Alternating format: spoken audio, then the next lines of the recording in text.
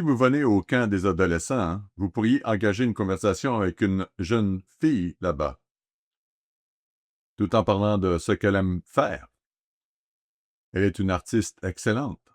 Elle aime monter à cheval et pratiquer d'autres activités. Ce que vous ne savez peut-être pas, c'est qu'elle est relativement malvoyante. Elle n'est pas complètement aveugle, mais elle ne possède certainement pas la capacité de voir comme la plupart d'entre nous jouissent.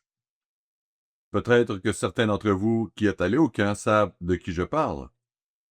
Le fait que vous ne sachiez pas qu'elle soit malvoyante n'est pas très grave. Mais je pense que si je vous expliquais sa situation, vous seriez intrigué et très impressionné par sa capacité à mener une vie tout à fait normale. Parfois, ce que nous ne savons pas peut être plus qu'intriguant. Cela peut être désastreux, voire fatal. Le 10 avril 1912, un navire a levé l'ancre à Southampton, en Angleterre. Il a fait de brèves escales à Cherbourg, en France, et à Queenstown, en Irlande, embarquant d'autres passagers au fur et à mesure de son voyage. Il mit ensuite le cap à l'ouest, en direction de New York, dans le but de battre le record de la traversée la plus rapide de l'Atlantique. Ce qu'il ne savait pas, c'est qu'il se dirigeait droit vers un iceberg. Tard dans la soirée du 14 avril 1912, le Titanic, le plus grand objet mobile construit par l'homme au monde, 269 mètres de long, 28 mètres de large et 53 mètres de haut, heurta un iceberg. Considéré comme insubmersible, pesant environ 46 000 tonnes, il était insubmersible. Il heurta un iceberg et, en moins de 3 heures, il coula à pic sur 3800 mètres jusqu'au fond de l'océan, soit 3,81 km pour être exact, et il a coulé en moins de 3 heures. 1500 personnes ont péri dans une eau à moins 2 degrés centigrades, l'une des plus grandes tragédies maritimes jamais enregistrées, tout cela à cause de ce qu'ils ne savaient pas. La question que je vous pose aujourd'hui est simple, mais j'espère que vous ne la prendrez pas à la légère. Quelle est votre attitude face à ce que vous ne savez pas? Est-ce le laisser-faire? Pas de souci. Ce que je ne sais pas ne peut pas me nuire. La méconnaissance est une bénédiction. Ce sont là les phrases et les philosophies auxquelles vous adhérez? Est-ce ainsi que vous envisagez ce que vous ne connaissez pas? C'est peut-être de la peur. Avez-vous peur de l'inconnu? Ou peut-être s'agit-il plutôt de ce que l'on pourrait appeler l'omniscience? Peut-être avez-vous l'impression d'en savoir beaucoup et, dans la plupart des situations, d'être pratiquement la personne la plus intelligente dans la pièce. Vous vous sentez assez à l'aise de parler de n'importe quel sujet parce que, enfin, peut-être vous n'êtes pas omniscient, mais vous êtes assez sûr de ce que vous savez. Ce qui est l'autre extrémité du spectre. Ou peut-être s'agit-il de quelque chose de différent. Peut-être existe-t-il une autre attitude, meilleure attitude, face à ce que nous ne savons pas. Voici donc une question. Que devrait être l'attitude d'un disciple du Christ face à ce que nous ne savons pas? Que vous y réfléchissiez activement ou non, votre attitude face à ce que vous ne savez pas est importante. Cela peut même être une question de vie ou de mort. Alors, pour commencer, concentrons-nous sur notre attitude envers ce que nous ne savons pas au sujet de Dieu. Si vous souhaitez, écrivez simplement le titre « Ce que nous ne savons pas ». Pour illustrer ce point, commençons par les anciens Israélites. Je vais me concentrer principalement sur ce que nous ne savons pas de Dieu, mais nous pouvons appliquer cela à ce que nous ne savons pas de nous-mêmes, surtout à l'approche de la Pâque, n'est-ce pas? On nous dit de nous examiner nous-mêmes, non pas de pouvoir répéter ce que nous savons déjà. Je veux dire, bien sûr, nous nous occupons de cela, mais qu'est-ce que nous ne savons pas? Que voient les autres en nous que nous ne voyons pas nous-mêmes? Ce serait une question intéressante, n'est-ce pas? Que voit notre épouse ou notre mari, qui semble flagrant et évident, mais que nous ne voyons pas? Ce serait bien de le savoir, n'est-ce pas? Qu'est-ce que nous ne savons pas des autres? Cela aurait été utile pour Ève de savoir que Satan est un séducteur, n'est-ce pas? Cela n'aurait-il pas été utile? En d'autres termes, connaître les autres est une chose à laquelle nous pourrions réfléchir, mais pour l'instant, concentrons-nous sur ce que nous ne connaissons pas de Dieu. Commençons par les anciens Israélites. Si nous nous reportons à Exode 6, nous pouvons voir qu'il y avait beaucoup de choses qu'ils ne connaissaient pas au sujet de Dieu, même si son désir était qu'il en vienne à le connaître. Par exemple, nous le voyons dans Exode 6, que Dieu préparait la voie pour que les Israélites sortent d'Égypte. Je vais m'arrêter un instant sur cette idée et commencer par Exode 6, verset 6. Alors qu'il commençait à travailler avec eux, il leur a dit au verset 6, « C'est pourquoi dit aux enfants d'Israël, « Je suis l'Éternel, je vous affranchirai des travaux dont vous chargent les Égyptiens. Je vous délivrerai de leur servitude et je vous sauverai à bras étendus et par de grands jugements. Je vous prendrai pour mon peuple, je serai votre Dieu, et vous saurez que c'est moi, l'Éternel, votre Dieu, qui vous affranchit des travaux dont vous chargent les Égyptiens. »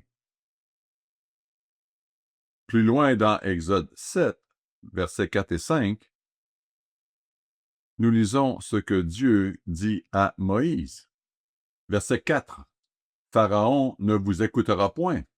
Je mettrai ma main sur l'Égypte, et je ferai sortir du pays d'Égypte mes armées, mon peuple et les enfants d'Israël par de grands jugements. » Verset 5. « Les Égyptiens connaîtront que je suis l'Éternel lorsque j'étendrai ma main sur l'Égypte et que je ferai sortir du milieu d'eux les enfants d'Israël. » Puis, un peu plus bas, au verset 17, nous lisons que Dieu commence à faire venir les plaies sur l'Égypte. Verset 17, « Ainsi parle l'Éternel. À ceci tu connaîtras que je suis l'Éternel. Je vais frapper les eaux du fleuve avec la verge qui est dans ma main, et elles seront changées en sang. » Exode 8, verset 16. Exode 8, verset 16. L'Éternel dit à Moïse, « Lève-toi de bon matin et présente-toi devant Pharaon. Il sortira pour aller près de l'eau. Tu lui diras, ainsi par l'Éternel, laisse aller mon peuple afin qu'il me serve. » Poursuivons au verset 18. « Mais en ce jour-là, je distinguerai le pays de Gozen où habite mon peuple, et là il n'y aura point de mouches, afin que tu saches que moi, l'Éternel, je suis au milieu de ce pays. » Il semble que Dieu veuille faire comprendre au Pharaon et au peuple d'Israël qu'il veut qu'ils sachent qui il est. Il veut qu'ils sachent qu'il est le Dieu qui accomplit tout cela. Cela ne se produit pas par le biais d'un phénomène naturel, quelque chose qui arrive avec les vents ou les pluies, ou par certaines inondations ou un tremblement de terre. Ce n'est pas naturel. C'est lui qui accomplit ces choses. C'est lui qui les a fait sortir. Dans Exode 10, verset 1, nous lisons, « L'Éternel dit à Moïse, va vers Pharaon, car j'ai endurci son cœur et le cœur de ses serviteurs, pour faire éclater mes signes au milieu d'eux. » C'est aussi pour que tu racontes à ton fils, pas seulement à Pharaon, mais aux oreilles de ton fils et au fils de ton fils, comment j'ai traité les Égyptiens et quels signes j'ai fait éclater au milieu d'eux. Pourquoi? Et vous saurez que je suis l'Éternel. Mais à maintes reprises, ils l'ont renié, ils l'ont déshonoré, ils ont profané ce qu'ils considéraient et avaient établi comme pur et bon. Ils lui résistèrent, ils l'ont remodelé selon ce qu'ils croyaient savoir de Dieu. Allons à Exode 32. Nous avançons dans le récit et nous lisons dans Exode 32 au verset 1.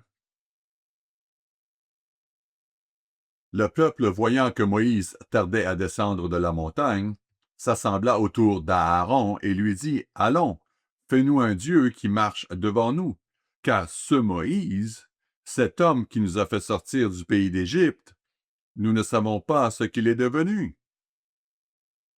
Nous ne savons pas où se trouve ce représentant de Dieu, celui qui nous a sauvés, qui nous a aidés. nous ne savons pas ce qui lui est arrivé. Il savait où il était. Il ne voulait tout simplement pas croire que Dieu agissait avec lui et lui donnait des instructions. Nous voyons au verset 2, Aaron leur dit, « Ôtez les anneaux d'or qui sont aux oreilles de vos femmes et de vos fils et de vos filles et apportez-les-moi. » Verset 3, « Et tous ôtèrent les anneaux d'or qui étaient à leurs oreilles et ils les apportèrent à Aaron. Et il les reçut de leurs mains, jeta l'or dans un moule et fit un veau en métal fondu. Et ils dirent, « Israël, voici ton Dieu. » En gros, ils ont renié Dieu, qui t'a fait sortir du pays d'Égypte. Verset 5. Lorsque Aaron vit cela, il bâtit un autel devant lui, et il s'écria, « Demain, il y aura une fête en l'honneur de l'Éternel. » Et personne n'a dit, « Ce n'est pas le Dieu que je connais. Ce n'est pas le Dieu qui nous a fait sortir d'Égypte. C'est le Dieu veau d'Égypte. » Personne ne dit ce qu'ils auraient dû savoir, bien qu'il se fût révélé à eux par de grandes œuvres. Il avait ouvert la mer Rouge. Il avait parlé depuis le mont Sinaï. Il s'était identifié lui-même, comme nous le lisons dans Exode 20. Reportons-nous à Exode 20 et au verset 1. Exode 20 et le verset 1. Alors Dieu prononça toutes ces paroles au mont Sinaï, en disant, « Je suis l'Éternel ton Dieu, c'est moi, qui t'ai fait sortir du pays d'Égypte, de la maison de servitude. Tu n'auras pas d'autre Dieu devant ma face. Je me suis révélé à vous afin que vous me connaissiez, que vous sachiez qui s'occupe de vous, qui œuvre avec vous. » Malgré tout cela, ils ne connaissaient pas Dieu. Ils ne voulaient pas apprendre. Nous lisons le récit de la goutte d'eau qui fit déborder le vase dans Nombre 13. Nombre 13, versets 26 à 28.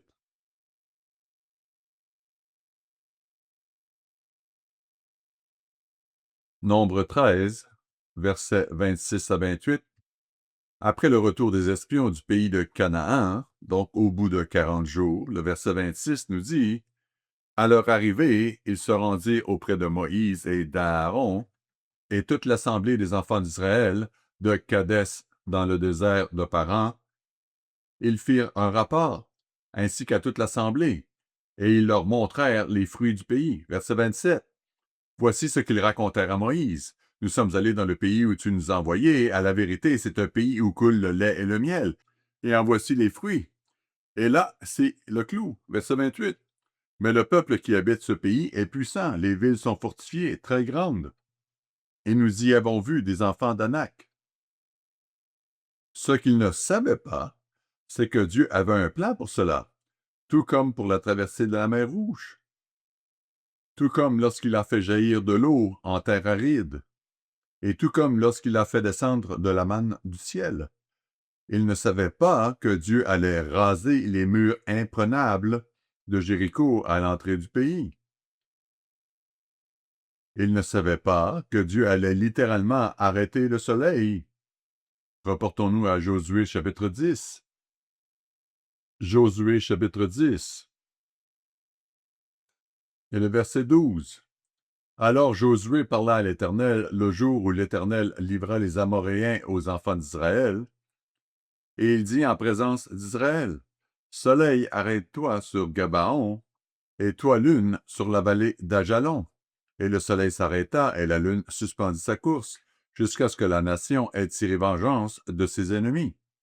Ils ne savaient pas cela. Ils ont sciemment oublié ce que Dieu avait dit qu'il ferait. Revenons à Exode 23. Exode 23. Exode 23, verset 27.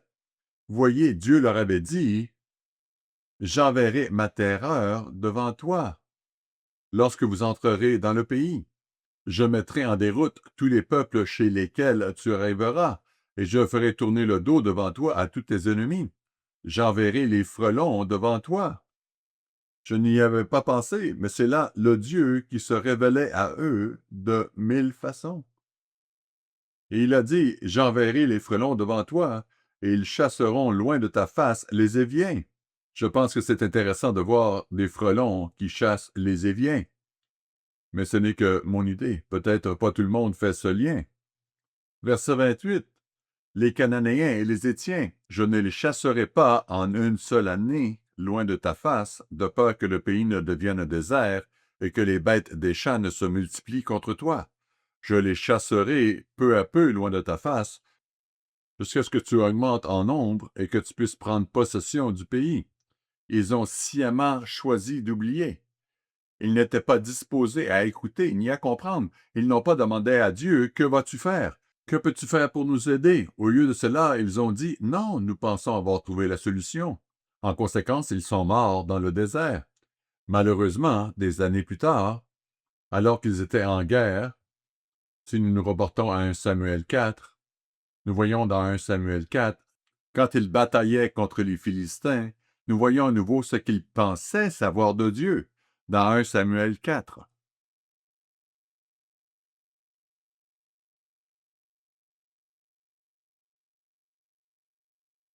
Nous lisons au début du chapitre, 1 Samuel 4, verset 1. Israël sortit à la rencontre des Philistins pour combattre. Ils campaient près d'Eben-Ézer, et les Philistins campaient à Aphek. Les Philistins se rangèrent en bataille contre Israël, et le combat s'engagea. Israël fut battu par les Philistins, qui tuèrent sur le champ de bataille environ 4000 hommes. Le peuple rentra au camp, et les anciens d'Israël dirent, « Pourquoi l'Éternel nous a-t-il laissé battre aujourd'hui par les Philistins? Allons chercher à Silo l'arche de l'alliance de l'Éternel, qu'elle vienne au milieu de nous, et qu'elle nous délivre de la main de nos ennemis. » Le peuple envoya des messagers à Silo, d'où l'on apporte l'arche de l'alliance de l'Éternel des armées, qui siège entre les chérubins. Les deux fils d'Éli, Ophni et Phiné, étaient là avec l'arche de l'alliance de Dieu. Lorsque l'arche de l'alliance de l'Éternel entra dans le camp, tout Israël poussa un grand cri de joie, et la terre en fut ébranlée. Ils pensaient que Dieu était un Dieu que l'on pouvait manipuler, contraindre, forcer à agir, traiter avec superstition. Et ils amenèrent Dieu au combat avec eux. Mais leur Dieu, je dirais, puisqu'ils le traitaient avec superstition, fut amené captif, parce qu'ils ne connaissaient pas vraiment Dieu.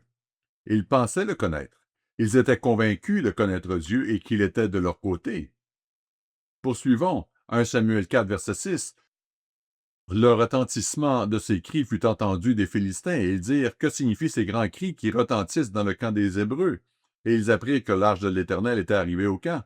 Les Philistins eurent peur, parce qu'ils crurent que Dieu était venu dans le camp. Ils étaient habitués à ce genre d'imagerie. Ils croyaient à un Dieu des montagnes, à un Dieu des bois, à un Dieu de la forêt, à un Dieu de ceci, un Dieu de cela, un Dieu d'une ville qui était un Dieu particulièrement en vogue à cette époque. Historiquement, par exemple, en Inde, d'après ce que j'ai lu et appris, dans l'hindouisme, il pouvait y avoir un Dieu qui était populaire pendant un certain temps, puis après quelques générations, un autre Dieu devenait plus populaire. Une fois, je faisais une randonnée dans le nord de la Thaïlande, dans les collines de la région. Nous n'étions que quelques-uns avec un guide, et nous sommes arrivés dans ce petit village alors que la nuit tombait. Le petit endroit, la petite hutte où nous allions passer la nuit, nous avait accueillis. Le chef du village qui était là, dans la hutte, nous avait accueillis. Il était très sympathique et tout. Mais la nuit commençait à tomber, alors nous avons pris un petit repas là-bas, et nous avons regardé autour de nous, et le type avait disparu. Nous avons donc demandé à notre guide, « Où est passé cet homme, le maître de la maison, le chef du village? » Il a répondu, « Oh, il sacrifie un cochon au dieu de la jungle ce soir. » D'accord. Et il va revenir ici pour dormir, dans la même hutte et tout le reste. Je dois dire que cela nous met un peu mal à l'aise. C'est très, très étrange. Mais c'est de l'histoire ancienne. Le fait d'attribuer un pouvoir superstitieux à quelque chose de physique. D'une certaine manière, c'est exactement ce qu'ils faisaient. Ils pensaient connaître Dieu, mais ce n'était pas le cas. Et ils sont morts au combat, et Dieu laissa cela arriver. De nombreuses années plus tard, nous lisons dans Jérémie 7,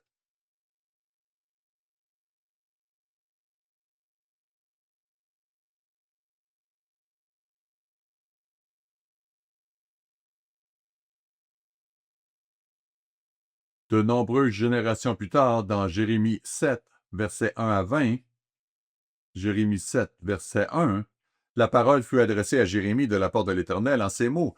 Place-toi à la porte de la maison de l'Éternel, et là, publie cette parole, et dis, écoutez la parole de l'Éternel, vous tous, hommes de Juda, qui entrez par ces portes pour adorer l'Éternel. Ainsi parle l'Éternel des armées, le Dieu d'Israël. Réformez vos voies et vos œuvres, et je vous laisserai demeurer dans ce lieu. Ne vous livrez pas à des espérances trompeuses en disant, c'est ici le temple de l'Éternel, le temple de l'Éternel, le temple de l'Éternel.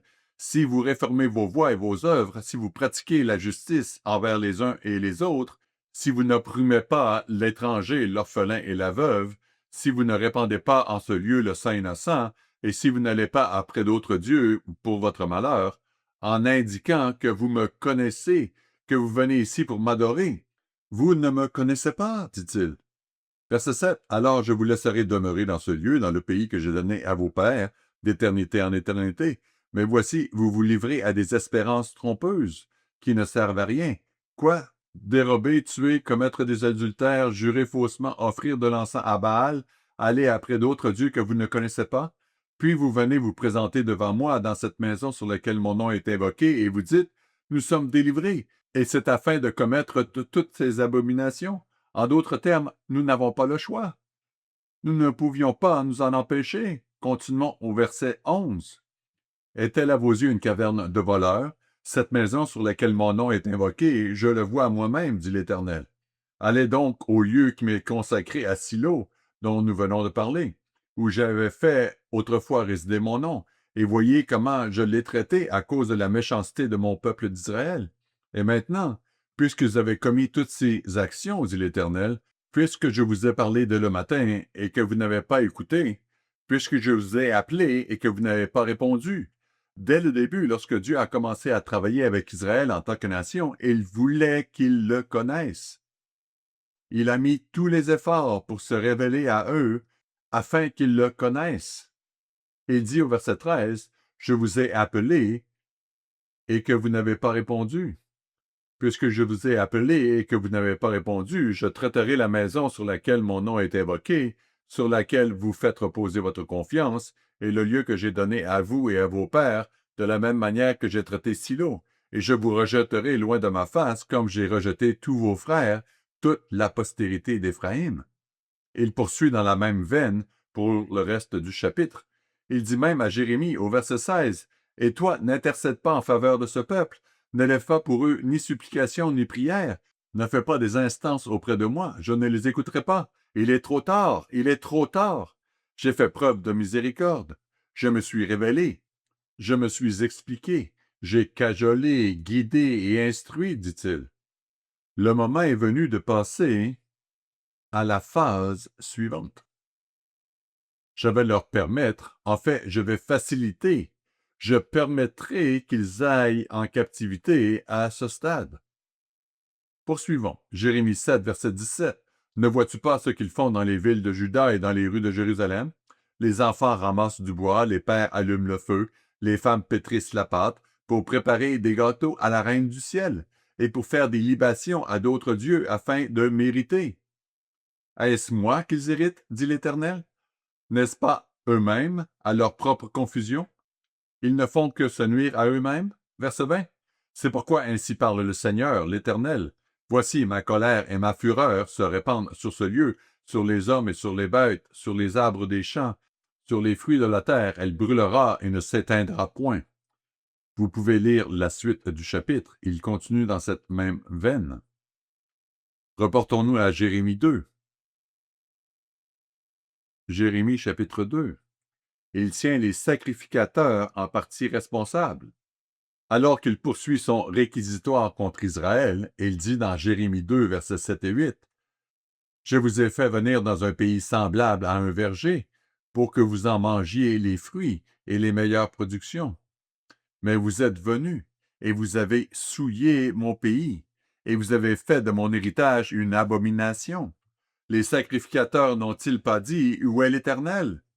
Les dépositaires de la loi ne m'ont pas connu. Les pasteurs m'ont été infidèles. Les prophètes ont prophétisé par Baal, et ils sont allés après ceux qui ne sont d'aucun secours. Allons à Jérémie chapitre 9. Jérémie chapitre 9, les versets 1 à 3. Jérémie 9, verset 1.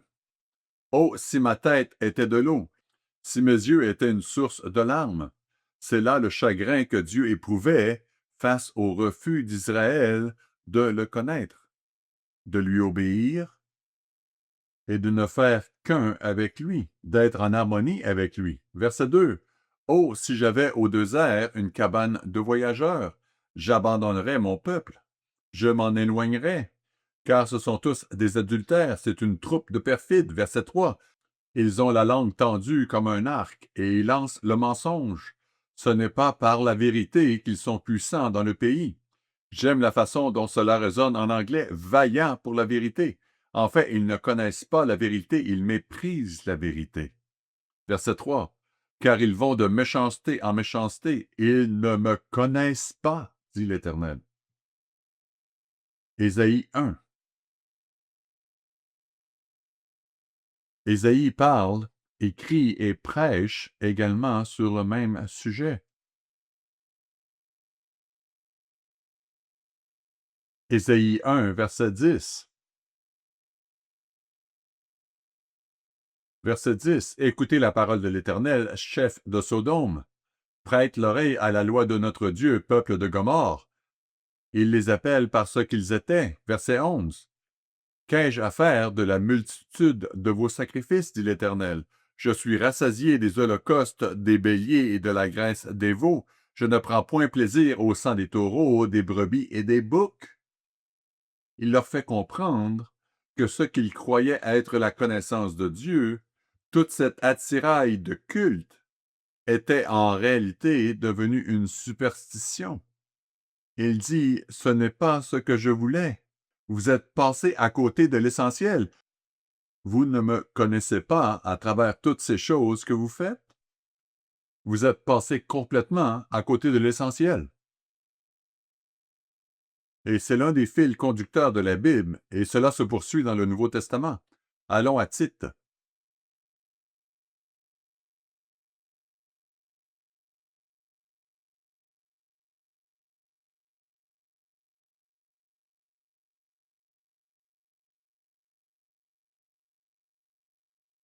Le livre de Tite, presque à la fin de la Bible, nous voyons dans Tite 1, verset 5, que Paul dit, Tite 1, verset 5, « Je t'ai laissé en Crète afin que tu mettes en ordre ce qui reste à régler, et que, selon mes instructions, tu établisses des anciens dans chaque ville. » Il poursuit en parlant de l'importance d'établir l'ordre et ceux qui serviraient. Et il dit dans Tite 1, verset 10, « Il y a, en effet, surtout parmi les circoncis, beaucoup de gens rebelles, de vains discoureurs et de séducteurs. Ceux qui devraient mieux savoir, ceux parmi les Juifs qui ont un héritage juif. » Verset 11, auquel il faut fermer la bouche. Il bouleverse des familles entières, enseignant pour un gain honteux ce que l'on ne doit pas enseigner. L'un d'entre eux, leur propre prophète, a dit, « Crée-toi, toujours menteur, méchante bête, ventre paresseux. » Ce témoignage est vrai. C'est pourquoi reprends-les sévèrement afin qu'ils aient une foi saine et qu'ils ne s'attachent pas à des fables judaïques et à des commandements d'hommes qui se détournent de la vérité. Tout est pur pour ceux qui sont purs, mais rien n'est pur pour ceux qui sont souillés et incrédules. Leur intelligence et leur conscience sont souillées. Ils font profession de connaître Dieu, mais ils le renient par leurs œuvres, étant abominables, rebelles et incapables d'aucune bonne œuvre. Ils professent connaître Dieu, mais ce n'est pas le cas, comme le révèlent leurs actions. À travers les âges, tant de gens ont cru connaître Dieu, mais en réalité, ils étaient volontairement ignorants. Allons à Romains 1.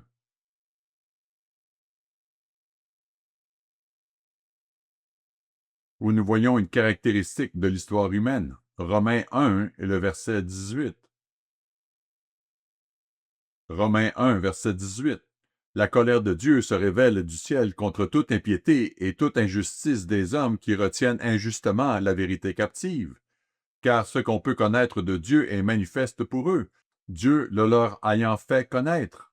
En effet, les perfections invisibles de Dieu, sa puissance éternelle et sa divinité, se voient comme à l'œil nu, depuis la création du monde, quand on les considère dans ses ouvrages.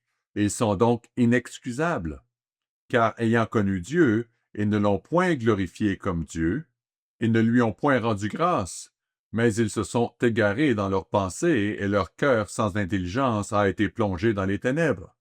Se vantant d'être sages, ils sont devenus fous. Verset 23. Et ils ont changé la gloire du Dieu incorruptible en image représentant l'homme corruptible, des oiseaux, des quadrupèdes et des reptiles. L'humanité a choisi d'ignorer la révélation de Dieu sur Dieu. Depuis le Jardin d'Éden, et l'humanité a remodelé Dieu à son image. Cela vaut non seulement pour ceux dont la culture s'est éloignée de toute connaissance de Dieu dès le tout début de l'histoire humaine, mais aussi pour les Juifs qui ont rejeté et défié le Christ. Reportons-nous à Jean 7.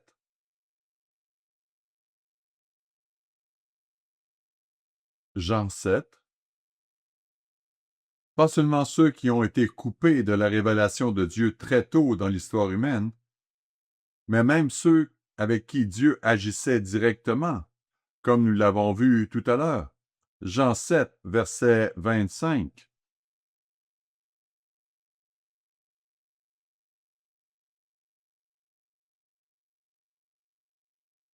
Jean 7, verset 25. Quelques habitants de Jérusalem disaient: N'est-ce pas là celui qu'ils cherchent à faire mourir?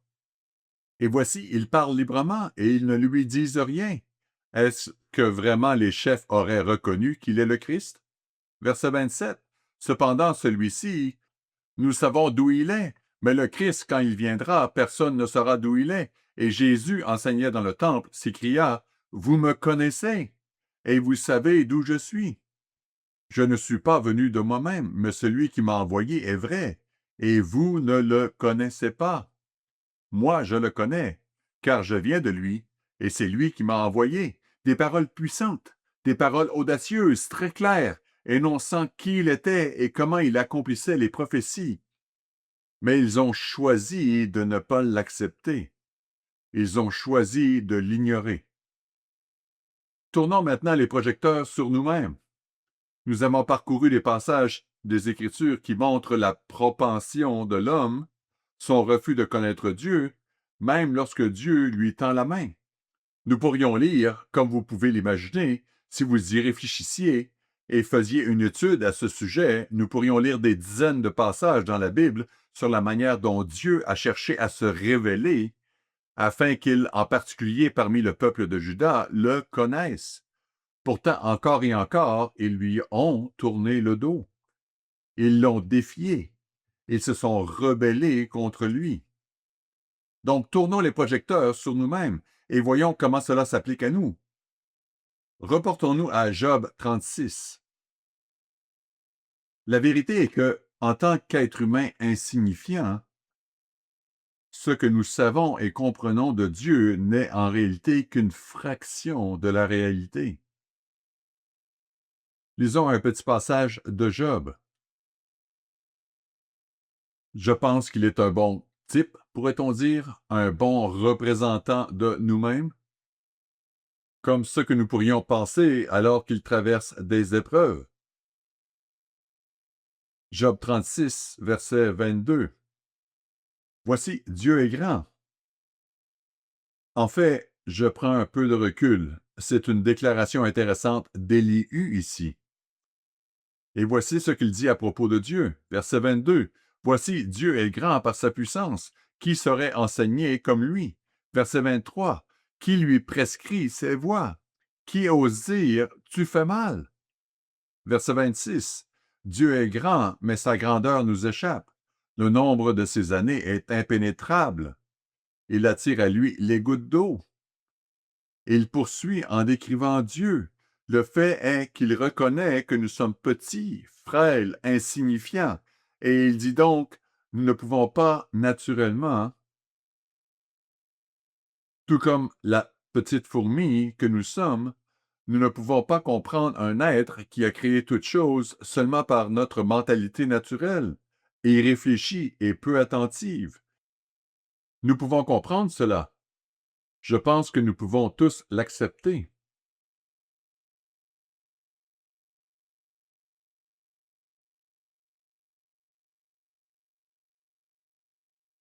Mais où cela nous mène-t-il ensuite? Est-ce qu'on se dit inconsciemment, hein? Bon, d'accord.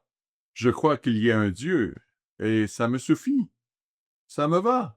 C'est réglé. Je vais vaquer à mes occupations sans m'en soucier davantage. Est-ce que nous abordons la question de cette manière, sans vraiment nous intéresser à autre chose qu'une simple reconnaissance du fait qu'il y ait un Dieu? Et nous en restons là? Ou, dans l'autre extrémité du spectre, sommes-nous plutôt satisfaits de connaître Dieu assez bien et de l'avoir assez bien cerné? En substance, nous ne sommes pas vraiment intéressés à en savoir plus sur Dieu parce que nous savons déjà tout. Ainsi, lorsque des brochures ou des articles destinés à nous faire découvrir le Dieu que nous pouvons connaître sont publiés, peut-être bâillons-nous inconsciemment en pensant: Eh bien, je sais déjà tout cela. Alors, vraiment? Nous avons ici, dans ce livre, un exemple très frappant d'un homme très pieux, nommé Job. Un homme qui, de la vie générale, avait vraiment tout pour lui. Même Dieu le complimentait. Mais au fur et à mesure que l'histoire se déroule, dans Job 7, nous commençons à voir que la patience de Job envers Dieu s'amenuise. Et puis dans Job 7, Job commence à demander: Pourquoi? Pourquoi me fais-tu cela? Job 7, et nous débuterons au verset 11. Ou le verset 11. C'est pourquoi je ne retiendrai point ma bouche, je parlerai dans l'angoisse de mon cœur, je me plaindrai dans l'amertume de mon âme. Suis-je une mer ou un monstre marin pour que tu établisses des gardes autour de moi? Quand je dis mon lit me soulagera, ma couche calmera mes douleurs, c'est alors que tu m'effraies par des songes. C'est lui qui s'adresse à Dieu, au fait, d'accord? Souvenez-vous-en, simplement. Comme je l'ai dit, il commence à exprimer son impatience envers Dieu. Que tu m'épouvantes par des visions, verset 15. Ah, je voudrais être étranglé, je voudrais la mort plutôt que ses os, je déteste ma vie. Il est assez poétique dans ses descriptions, n'est-ce pas? Je ne vivrai pas toujours, laisse-moi, car ma vie n'est qu'un souffle. Qu'est-ce que l'homme pour que tu en fasses tant de cas, pour que tu daignes prendre garde à lui, pour que tu le visites tous les matins, pour que tu l'éprouves à tous les instants? Quand cesseras-tu d'avoir le regard sur moi? Quand me laisseras-tu le temps d'avaler ma salive? Si j'ai péché, qu'ai-je pu te faire, gardien des hommes? Pourquoi me mettre en butte à tes traits? Pourquoi me rendre à charge à moi-même? Que me pardonneras-tu mon péché et que n'oublieras-tu mon iniquité? Car je vais me coucher dans la poussière. Tu me chercheras diligemment, et je ne serai plus. Un peu dramatique, ne trouvez-vous pas? Très bien, je vais disparaître pour que tu ne puisses plus t'en prendre à moi, Dieu. Nous voyons bien que même un homme juste, comme vous ou moi, peut avoir des angles morts.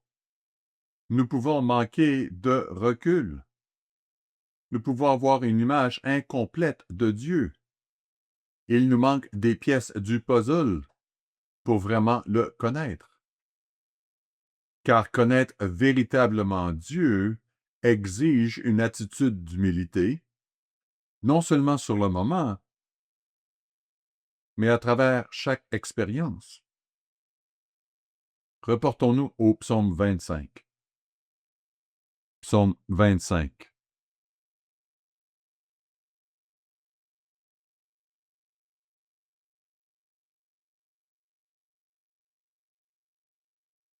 Psaume 25, nous y trouvons une attitude différente.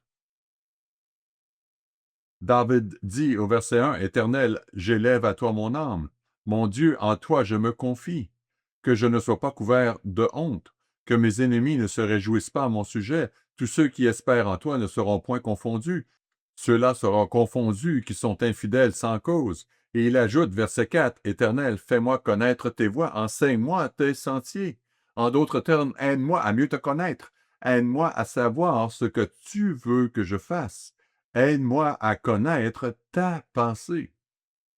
Il dit au verset 6, « Éternel, souviens-toi de ta miséricorde et de ta bonté, car elles sont éternelles. Ne te souviens pas des fautes de ma jeunesse, ni de mes transgressions. Souviens-toi de moi selon ta miséricorde, à cause de ta bonté, ô Éternel. » Nous ne savons pas ce que Dieu fait dans nos vies à chaque instant. Lorsque nous souffrons, lorsque nous sommes découragés, anxieux ou effrayés, nous pouvons avoir du mal à vraiment connaître Dieu, à vraiment lui faire confiance, à le rechercher, à le comprendre et à saisir ce qu'il attend de nous. C'est ça, connaître Dieu, n'est-ce pas? C'est ça, connaître Dieu. Lorsque Job était en difficulté, Dieu lui a rappelé qui il, Dieu, était. Et il a dit, « Refaisons connaissance, Job. » Revenons donc à Job et lisons le chapitre 38 du livre de Job. Job 38 et le verset 1.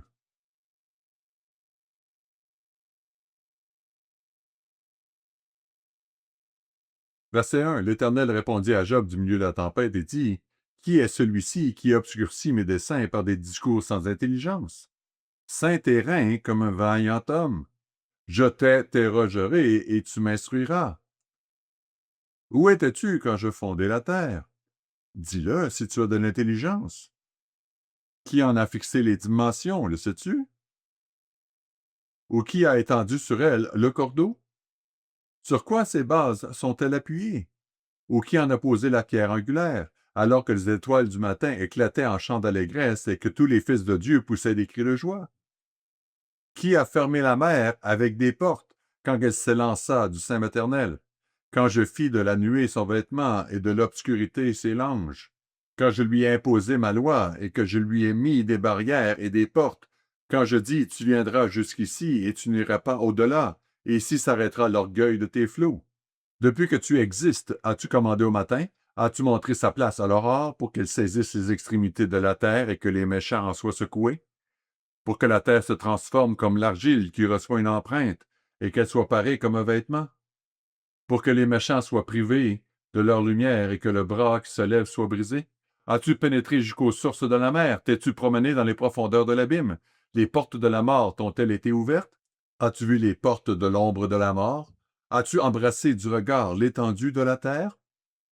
Parle si tu sais toutes ces choses. Ainsi, Dieu renoua avec Job. Il se présenta à nouveau à Job. Accordons-nous de l'importance à l'apprentissage continu de Dieu, à l'apprentissage de ce que nous ne savons pas, surtout lorsque nous avons des questions sur la vie. Pourquoi est-ce que je souffre ainsi? Pourquoi mon corps commence-t-il à avoir cet aspect ou à me faire ressentir cela? Ou pourquoi ai-je perdu cet être cher? Ou pourquoi ai-je du mal à gérer les angoisses de la vie? C'est dans ces moments-là que nous avons vraiment, vraiment besoin d'approfondir notre quête et de la raviver avec un désir insatiable de connaître Dieu, d'en apprendre davantage, de comprendre, de continuer à poser des questions, de nous tourner vers lui pour qu'il nous guide, même si cela prend du temps, encore et encore. Car notre attitude ne se mesure pas à l'heure, au moment ou même à la journée. Ce que Dieu a prévu, c'est que notre esprit, notre attitude, nous porte jusqu'au bout. Si nous savons qui est Dieu, ce qu'il est, quelle est sa volonté pour nous, et nous avons vu en étudiant l'ancien Israël, nous observons la situation d'en haut et nous voyons qu'ils ont manqué ce qu'il leur réservait. Ils l'ont manqué, nous pouvons le voir. C'est évident parce que nous le regardons de notre point de vue, mais eux, ils ne l'ont pas vu. Ils n'ont pas écouté. Ils n'avaient pas ce désir insatiable de se rapprocher de lui. Ils se sont laissés détourner. J'ai appris quelque chose cette semaine. Je regardais une vidéo que j'avais d'ailleurs montrée aux élèves de l'éducation vivante ce matin. Elle traite du concept de beauté et de la façon dont nous avons, en tant qu'êtres humains, intégré en nous un concept de beauté qui est en réalité lié à un rapport particulier. Vous avez peut-être déjà entendu parler de ce rapport. C'est un rapport appelé le nombre d'or, et on le retrouve partout dans la création, qu'il s'agisse d'un coquillage ou même des proportions d'un visage. Les artistes le savent, ils l'appliquent. Cela va jusque dans la façon dont le double hélice de notre ADN est formé. On l'appelle, encore une fois, le nombre d'or, et il se traduit par un rapport de 1 à 1,618. C'est un rapport que l'on retrouve partout dans la création et que l'on reconnaît instinctivement comme étant juste, beau ou proportionné. C'est fascinant. Si vous souhaitez approfondir le sujet, recherchez la règle d'or des proportions dans la beauté. Comment cela s'est-il produit? Quand on regarde cette petite vidéo, on a l'impression que cela s'est fait tout seul. C'est simplement quelque chose qui fait partie de notre cerveau. Mais quelles sont les étapes de ce processus? Depuis l'absence totale de proportion jusqu'à l'apparition de proportion. Comment cela fonctionne-t-il? Et comment cela se produit-il dans toute la création? Les fleurs, les plantes et la beauté que nous reconnaissons, y compris en musique. Nous écoutions de la musique. Et c'est à cela que je pensais au début. Nous écoutions de la musique, et ce ne sont que des ondes sonores, mais ces ondes sonores sont conçues par Dieu pour être belles et agréables à nos oreilles, dans le cadre de sa création. Donc, en fin de compte, si nous reconnaissons la beauté, nous reconnaissons Dieu comme le Créateur. D'ailleurs, vous savez qu'il peut y avoir des harmoniques. Lorsque certaines notes sont jouées, les vibrations produisent des sons que l'oreille perçoit, mais qui ne sont pas là, et qui créent un son encore plus beau. D'où cela vient-il? Y réfléchissons-nous, ainsi qu'à tout ce que nous pouvons apprendre en permanence? Si nous désirons connaître Dieu, les preuves de son existence et l'expression de sa présence sont partout autour de nous. Si nous y prêtons attention, si ça nous est égal, on continue notre petit bonhomme de chemin. Moins on en sait, peut-être mieux on se porte. Si nous pensons tout savoir et que nous ne sommes pas intéressés parce que nous avons tout ce dont nous avons besoin dans notre petit sac de connaissances, c'est la même chose. Nous n'apprenons pas vraiment à connaître Dieu parce que nous pensons déjà avoir tout compris. Dans Jérémie chapitre 9, Jérémie 9,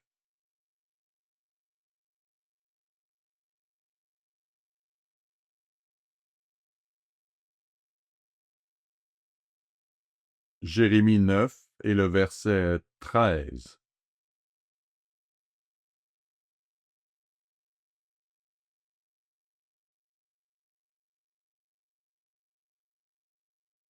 Dans les versets précédents, il réprime Juda. Verset 13, l'Éternel dit, « C'est parce qu'ils ont abandonné ma loi que j'avais mise devant eux, parce qu'ils n'ont point écouté ma voix et qu'ils ne l'ont point suivie. » Le verset 14 déclare, « Parce qu'ils ont suivi les penchants de leur cœur et qu'ils sont allés après les Baals, comme leurs pères le leur ont appris. » Ils ne cherchent donc pas à en savoir plus sur moi. Ils sont davantage intrigués par toutes les autres connaissances qui existent, dont beaucoup sont en réalité vides de sens. Cela ressemble à notre époque, n'est-ce pas? Il y a ce flot incessant de connaissances qui déferle sur nous. Cela peut finir par devenir un brouillard, car il est constamment là. Si nous voulons pouvoir concentrer notre attention sur Dieu, car en un sens, ce dont je parle vraiment, c'est de faciliter l'étude de la Bible, la prière et la méditation. Si cela est étouffé par tout le reste, alors honnêtement, nous perdons la capacité de mieux connaître Dieu chaque jour à travers cette étude de la Bible, la prière, la méditation, la réflexion et la contemplation, et en demandant à Dieu, aide-moi à te connaître, aide mon esprit à refléter le tien, afin que même mon attitude soit celle de désirer et penser comme toi, plutôt que dois-je faire ou où dois-je être pour pouvoir obtenir tes faveurs. Une approche minimaliste de Dieu ne fonctionnera pas pour nous. Nous voyons qu'en fin de compte, pour l'ancien Israël, cela s'est réduit à simplement se demander « Que dois-je faire ?» et finalement à associer cette chose à d'autres dieux, et nous voyons où cela a mené. Jérémie 9 et le verset 23, ainsi parle l'Éternel, que le sage ne se glorifie pas de sa sagesse, que le fort ne se glorifie pas de sa force, que le riche ne se glorifie pas de sa richesse, mais que celui qui veut se glorifie d'avoir de l'intelligence et de me connaître, de savoir que je suis l'Éternel qui exerce la bonté, le droit et la justice sur la terre. Si nous connaissons Dieu et nous savons qu'il est un Dieu qui fait preuve de bonté lorsque nous traversons ces moments difficiles, nous savons qu'il est avec nous et qu'il nous aide. Si nous ne connaissons pas Dieu, sa bienveillance ne figurera même pas sur notre radar, mais au contraire, nous serons submergés par notre propre frustration. Mais si nous connaissons Dieu, tout comme nous connaissons notre père, notre mère ou un ami proche, nous savons que nous n'avons pas à nous inquiéter, car ils seront là. Je ne sais pas si j'avais 9 ou 10 ans, c'était sûrement en 4e ou 5e année, possiblement. Nous vivions en Géorgie. Un automne, nous étions partis chasser le cerf dans le sud de la Géorgie. Nous avions une Jeep et nous avons roulé quelques kilomètres depuis notre campement. Mon père m'a installé dans un arbre, un vieux chêne massif, et m'a dit « Assieds-toi là ». J'avais ma carabine de calibre 22, et si l'on touche un cerf au bon endroit, cela permet de l'abattre. Bref, il m'a dit « Je reviendrai avant la tombée de la nuit », et il est parti. J'entendais la Jeep s'éloigner au loin sur cette route forestière, vroom, vroom, vroom, vroom, vroom. C'était l'une de ces Jeep International Harvester. Je ne sais pas si certains d'entre vous se souviennent de ces vieilles International Harvester cabossées. J'entendais la Jeep disparaître en descendant la colline, en remontant la colline au loin, puis elle disparut. En fin d'après-midi, j'étais donc assis le dos à l'arbre avec ma carabine et je me suis rapidement endormi. Un cerf aurait pu passer juste à mes pieds et je ne m'en serais même pas rendu compte. J'étais complètement endormi. Quand je me suis réveillé, le soleil se couchait. Il commençait à faire un peu sombre. À ce moment-là, on commence à voir des choses. Je ne savais pas trop si c'était un cerf ou ce qui se passait. On entend un petit écureuil ou quelque chose comme ça et on ne sait pas trop si c'est peut-être une personne ou un cerf. Mais à mesure que la nuit tombait, il n'était pas là. Et il ne s'était pas montré. Je me suis dit, bon, je savais qu'il serait là, je ne savais juste pas à quelle heure. La nuit est tombée et j'étais là. Tout était noir, alors je me suis dit, bon, d'accord, je ferais mieux de... Je savais comment tirer 3 coups dans les airs pour donner l'alerte si j'avais besoin d'aide ou autre. Alors je me suis dit, d'accord, pow, pow, pow. Au loin, très loin, j'ai entendu pow, pow, pow. Je me suis dit, je ne sais pas. Est-ce qu'on est censé répondre quand on fait ce genre de choses? Alors j'ai fait pow, pow, pow. Et au loin, pow, pow, pow. Bon, mieux vaut m'en assurer. Alors j'ai fait pow, pow, pow. Et au loin, pow, pow, pow. Cela semblait vraiment très loin. Bon, d'accord, je me suis dit que c'était sûrement lui. Mais je savais qu'il finirait par arriver. Il faisait assez sombre. Et je n'avais ni lampe de poche ni rien. Je ne m'attendais pas à être dehors après la tombée de la nuit. Je me suis donc assis là. Le fait est que je savais qu'il reviendrait. Revenons à... Ah oh, vous voulez entendre la fin de l'histoire, hein? Ah, d'accord. Il faisait complètement noir. Ça faisait environ 1 heure qu'il faisait noir, et j'entends au loin, très loin, à l'horizon. Je me suis dit, je crois que c'est lui, je crois que c'est la Jeep. Petit à petit, dans une attente interminable, j'ai entendu le bruit de la Jeep qui franchissait les collines. Finalement, elle s'est arrêtée à côté de moi, je me lève, rien d'extraordinaire, du haut de mes 10 ans avec ma carabine.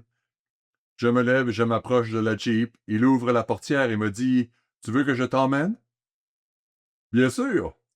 Je monte donc dans la Jeep et il m'a dit « Ouais, la Jeep est tombée en panne. » J'ai répondu « D'accord, pas de problème. » Et on est rentré au camp.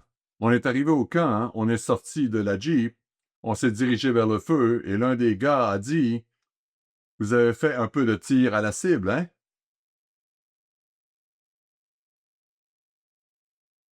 Mon père a répondu « Ouais, en quelque sorte. » Si cela me vient à l'esprit, c'est parce que je n'avais aucun doute qu'il reviendrait.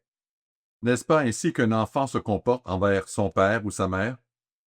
Il ne soupçonnerait jamais que sa mère pourrait l'abandonner et ne jamais revenir, n'est-ce pas? C'est tellement naturel. Pourtant, en ce qui concerne Israël, ce que nous voyons, c'est qu'ils ont perdu vue de Dieu. Ils ne le connaissaient pas assez bien pour avoir confiance qu'il serait là. Et nous, qu'en est-il? Connaissons-nous Dieu suffisamment bien, comme nous le lisons ici, je suis l'Éternel qui use de bonté, pour être toujours convaincu que, quelle que soit l'épreuve que nous traversons, il est avec nous? En réalité, il nous permet de traverser cette épreuve pour notre bien, afin que nous apprenions, que nous soyons mis à l'épreuve, que nous soyons fortifiés dans notre muscle spirituel, pour ainsi dire, le caractère dont il sait que nous avons besoin. Quoi qu'il arrive, quoi qu'il nous arrive, avec nous, pour nous, il est là. Il nous aime.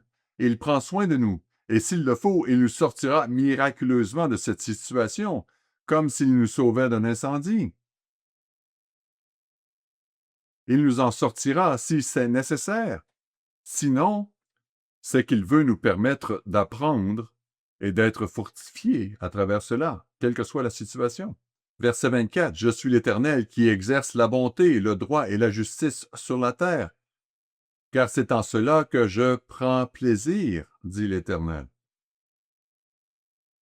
Je trouve intéressant de considérer que ce que le premier homme et la première femme désiraient, au lieu de connaître Dieu, c'était de connaître le bien et le mal. Dans Genèse 3, verset 5, Satan a dit «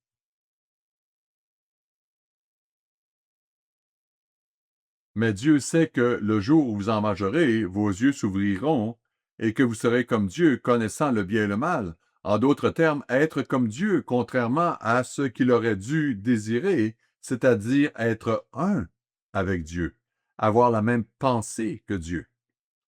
Je ne sais pas si j'avais déjà remarqué dans Ésaïe 14. Ésaïe 14.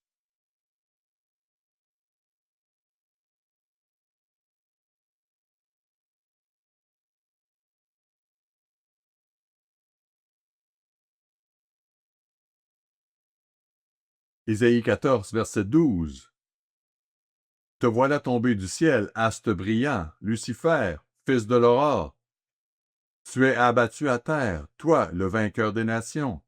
Tu disais en ton cœur, je monterai au ciel, j'élèverai mon trône au-dessus des étoiles de Dieu. Je m'assiérai sur la montagne de l'assemblée à l'extrémité du septentrion. Je monterai sur le sommet des nues, je serai semblable au Très-Haut. Ce qu'il répétait à Adam et Ève correspondait exactement à ce qu'il avait dit. Il n'a pas dit « je connaîtrai Dieu », je consacrerai tous mes efforts à Dieu. Il a dit « je serai comme Dieu ». Il a dit à Adam et Ève « écoutez, si vous suiviez simplement mes conseils, laissez-moi être votre coach de vie et vous serez comme Dieu ». C'est le même sentiment.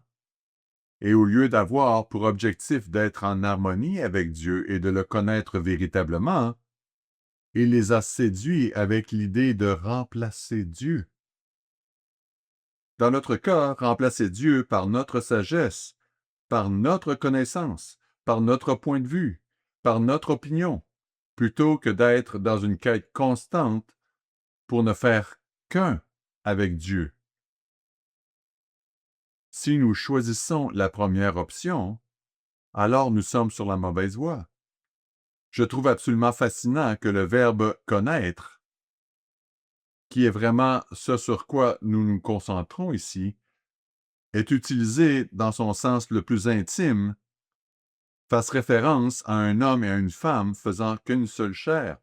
Nous voyons dans les premières pages de la Bible qu'Adam connut Ève, ce qui représente le lien humain le plus étroit possible. N'est-ce pas là une représentation de la relation entre un mari et une femme dans le mariage? Se connaître l'un l'autre, un processus qui ne s'achève jamais vraiment. Mais en tant que mari, nous soucions-nous de ce que nous ne connaissons pas de notre femme? Quelle est notre attitude face à ce que nous ne connaissons pas? Est-ce que l'ignorance est une bénédiction? Ou est-ce, vous savez quoi? Je ne sais pas, mais on ne peut pas comprendre les femmes. Ce n'est pas une bonne attitude à adopter si l'on veut vraiment avoir la paix chez soi. Si vous avez baissé les bras, où cela vous mène-t-il? Où cela vous mène-t-il? D'un autre côté, pensons-nous que nous la comprenons parfaitement et que nous pouvons donc cesser d'apprendre? Si vous pensez ainsi, je crains pour vous, car vous risquez d'avoir un réveil brutal. Avoir véritablement un mariage harmonieux signifie un apprentissage constant. Et cela signifie un désir d'apprendre, une attitude qui consiste à vouloir mieux la connaître. Car elle change, n'est-ce pas? Comme le temps. Elle change tout le temps, chaque jour, et nous aussi, n'est-ce pas? Si nous ne nous soucions pas de ce que nous ne savons pas, alors comment pouvons-nous grandir? Reportons-nous à Ézéchiel 20. Alors que j'achève mon sermon, jetons un coup d'œil à Ézéchiel 20. Parce que lorsque nous regardons vers l'avenir, nous voyons que ce même sentiment de connaître Dieu et un apprentissage continu à son sujet font partie de l'avenir. Dans Ézéchiel 20,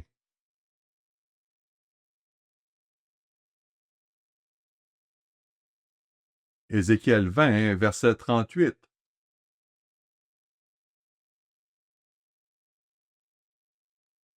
Je séparerai de vous les rebelles. Il s'agit ici de la restauration d'Israël. Vous pourrez le relire à partir du verset 33. Il dit ici au verset 38, « Je séparerai de vous les rebelles et ceux qui me sont infidèles. Je les tirerai du pays où ils sont étrangers, mais ils n'iront pas au pays d'Israël, et vous saurez que je suis l'Éternel. » Je vais résumer le restant dans Ézéchiel 20, verset 42. Comme nous le lisons dans ce passage, « Et vous saurez que je suis l'Éternel. » Et au verset 44, « Vous saurez que je suis l'Éternel quand j'irai avec vous par égard pour mon nom, et nullement d'après votre conduite mauvaise. Car tel un bon Père, un Père aimant, Dieu est prêt à nous pardonner. Il est miséricordieux si nous nous tournons vers lui. » Si, comme nous le voyons ici, ce ne sont pas ceux qui sont déterminés à se rebeller, mais ceux qui veulent le connaître, qu'il prendra soin d'eux. Il les connaîtra. Ils le connaîtront. Et ce sera une relation harmonieuse et fructueuse. Et c'est ainsi que cela doit être.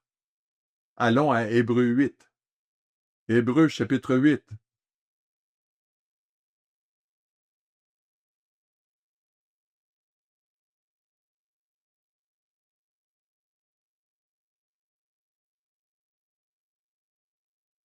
Hébreux 8, verset 7.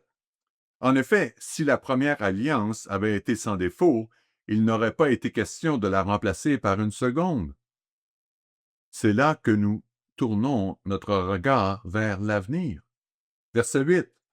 Car c'est avec l'expression d'un blâme que le Seigneur dit à Israël, « Voici les jours viennent, dit le Seigneur, où je ferai avec la maison d'Israël et la maison de Juda une alliance nouvelle. Verset 9. Non comme l'alliance que je traitais avec leur père le jour où je les saisis par la main pour les faire sortir du pays d'Égypte, car ils n'ont pas persévéré dans mon alliance, et moi non plus je ne me suis pas soucié d'eux, dit le Seigneur. Verset 10. Mais voici l'alliance que je ferai avec la maison d'Israël après ce jour-là, dit le Seigneur. Je mettrai mes lois dans leur esprit. Ils me connaîtront. Je les appellerai, je leur donnerai mon esprit, j'agirai avec eux, afin qu'ils me connaissent véritablement par mes lois qu'ils intérioriseront. Je les écrirai dans leur cœur, et je serai leur Dieu, et ils seront mon peuple. Personne n'enseignera plus son concitoyen, ni personne son frère en disant « Connais le Seigneur », car tous me connaîtront, depuis le plus petit jusqu'au plus grand d'entre eux. Quelle déclaration! Quelle déclaration! Pour revenir au présent, nous lisons dans 2 Corinthiens 13, versets 5 et 6, que nous devons nous examiner nous-mêmes pour savoir si nous sommes dans la foi. Examinez-vous vous-même, dit-il. Ne reconnaissez-vous pas que Jésus-Christ est en vous, à moins peut-être que vous ne soyez réprouvés? Nous pourrions nous poser cette même question concernant notre attitude vis-à-vis de la connaissance de Dieu et de mieux connaître Dieu et plus intimement. Nous pourrions nous poser cette même question à l'approche des jours saints, à l'approche de la Pâque, n'est-ce pas?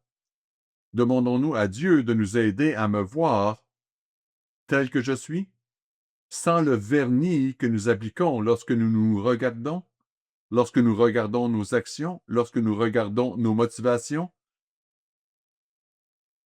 Encore et encore et encore. Nous pouvons vivre par procuration la vie des hommes et des femmes de la Bible alors qu'ils affrontaient volontairement, bien que parfois douloureusement, ce qu'ils ne connaissaient pas d'eux-mêmes. Nous pouvons lire ces récits et vivre avec eux ce défi de se connaître soi-même. David a appris à se connaître au fil de sa vie, d'une manière qu'il n'aurait jamais imaginée. Lorsque Nathan lui a raconté l'histoire de cet homme qui avait profité du pauvre et tout le reste, David ne s'est pas reconnu là-dedans, n'est-ce pas? Il n'a pas dit « Oh, tu parles de moi !» Il a dit « Qui est cet homme? Mettez-le à mort. » Nathan lui a répondu « C'est toi. » Et David s'est exclamé « Quoi? » Mais la différence avec David, c'est qu'il a dit « D'accord, je comprends. C'est terrible. Je dois changer. » On le voit chez Pierre quand il a dit « Je ne te renierai jamais ». Il l'a fait et il s'est exclamé « Qu'ai-je fait? » Il s'est vu tel qu'il était. Il était prêt à se regarder en face et à découvrir qui il était, au lieu de se contenter de dire « Peu importe » ou « Je sais tout » ne me dis rien. Moïse, Paul a appris des leçons difficiles sur lui-même, n'est-ce pas? Il a grandi. Dans Psaume 51, vous pouvez lire ce que David vivait, et ce Psaume 51 exprime l'attitude de David face à ce qu'il ignorait de lui-même. Il dit au verset 12, « Ô Dieu, crée en moi un cœur pur, renouvelle en moi un esprit bien disposé. » Il demandait à Dieu de l'aider à mieux se connaître. Ce n'est pas quelqu'un qui s'en fiche. Ce n'est pas quelqu'un qui pense tout savoir. C'est quelqu'un qui veut savoir. Son attitude face à ce qu'il ne savait pas est vraiment celle que nous devons suivre. Le 31 mai 1911, l'immense coque du Titanic, le plus grand objet mobile construit par l'homme à l'époque, fut mis à l'eau depuis les cales de lancement et a pris le cours de la rivière Lagan à Belfast. Plus de 100 000 personnes assistèrent au lancement. Cela n'a pris qu'environ 1 minute et demie, et tout s'est déroulé sans encombre. La coque fut remorquée jusqu'à un gigantesque dock d'armement, où des milliers d'ouvriers passaient la majeure partie de l'année suivante à construire les ponts du navire, à aménager les somptueux intérieurs et à installer les 29 chaudières géantes qui alimenteraient ces 2 machines à vapeur principales. Ce navire à la pointe de la technologie était doté d'un double fond et de 16 compartiments étanches équipés de portes étanches électriques pouvant être actionnés individuellement ou simultanément à l'aide d'un interrupteur situé sur la passerelle. Il était, comme le déclare le magazine Shipbuilder de l'époque, pratiquement insubmersible. Du moins jusqu'à cette nuit fatidique du 14 avril 1912, lorsque son flanc tribord entra en collision avec un objet encore plus immense et inamovible, un iceberg. L'équipage ne savait pas ce qui se trouvait dans les eaux devant eux. Pourtant, le rapport du Bureau hydrographique américain, établi dans les jours qui ont suivi, lors des enquêtes menées, et vous pouvez le lire, vous pouvez même consulter une image du document original et les témoignages devant le Congrès, le Bureau hydrographique des États-Unis a rapporté qu'au moins 6 avertissements concernant la présence d'icebergs dans la région avaient été émis au cours de la journée précédente, dont l'un avait littéralement été relayé depuis un autre navire via la salle des radiocommunications du Titanic vers la station radio de Cap Race à Terre-Neuve, d'où il avait été transmis à Washington, D.C. Directement dans leur salle de radiocommunication, la liaison fut acheminée jusqu'à Washington, D.C. Voulons-nous savoir ce que nous ne savons pas? Pas seulement les avertissements, mais approfondir notre compréhension et notre appréciation de Dieu, de son plan, de sa pensée. Avons-nous une curiosité insatiable pour étudier la parole de Dieu, pour prier Dieu, lui demander de nous donner sa pensée, et pour réfléchir et méditer sur lui et sur ses voies, afin que nous puissions parvenir à une parfaite harmonie avec lui? Sommes-nous déterminés à nous comprendre nous-mêmes, nos forces, mais aussi les domaines dans lesquels nous devons progresser? Si tel est le cas, et si nous parvenons à conserver cet état d'esprit et cette attitude, alors nous mettons le cap sur une voie qui, avec l'aide de Dieu, nous mènera à la vie éternelle.